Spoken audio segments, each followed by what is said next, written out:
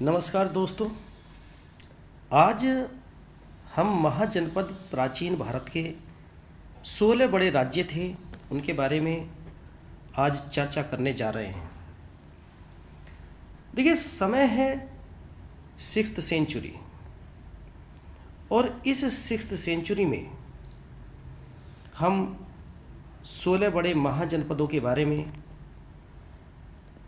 बात कर रहे हैं और इनका उल्लेख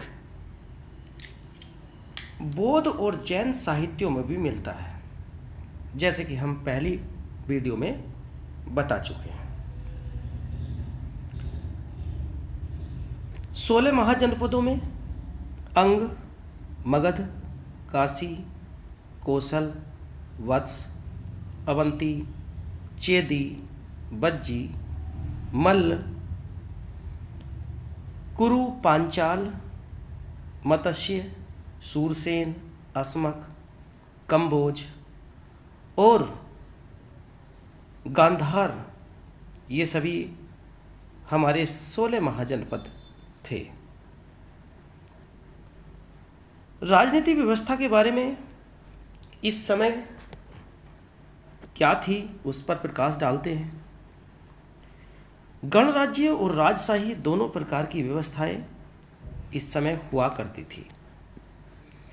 जो गणराज्य राज्य थे उसमें दो सबसे बड़े थे, मल्ल और दूसरा था वज्जी।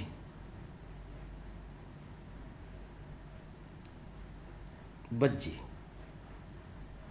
ये दो ऐसे महाजनपद थे जहां वोटिंग सिस्टम होता था और ये गणराज्य कहलाते थे। मतलब जो हेड ऑफ स्टेट होता था वो चुना हुआ होता था और राजशाही में मोनार्की की व्यवस्था थी। और एक बात बड़ी मज़े की है बच्चों जानने की कि जो बज्जी था इसके अंदर आठ गण थे।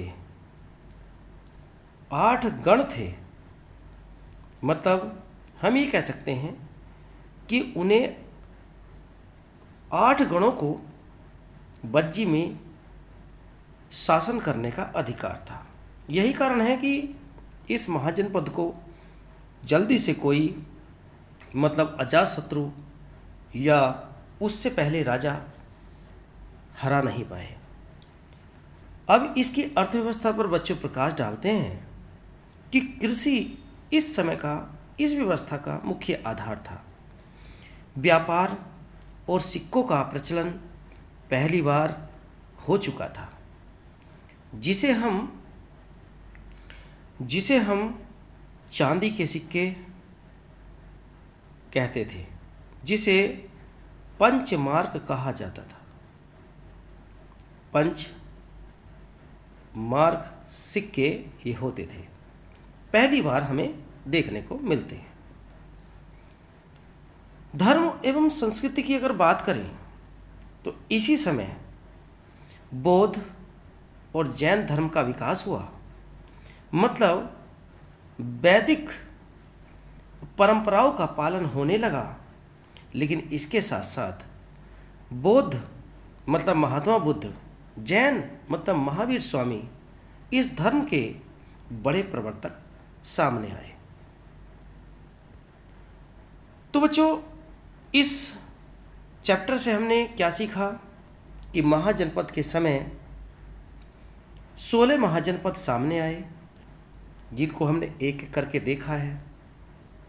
कल के हम लेक्चर में इनकी स्थिति और इन महाजनपदों के कौन कौन सी मतलब बड़े शहर थे, कौन कौन सी इनकी राजधानियाँ थी, ये हम कल के लेक्चर में आपको डिस्कस करेंगे। तब तक के लिए थैंक यू वेरी मच।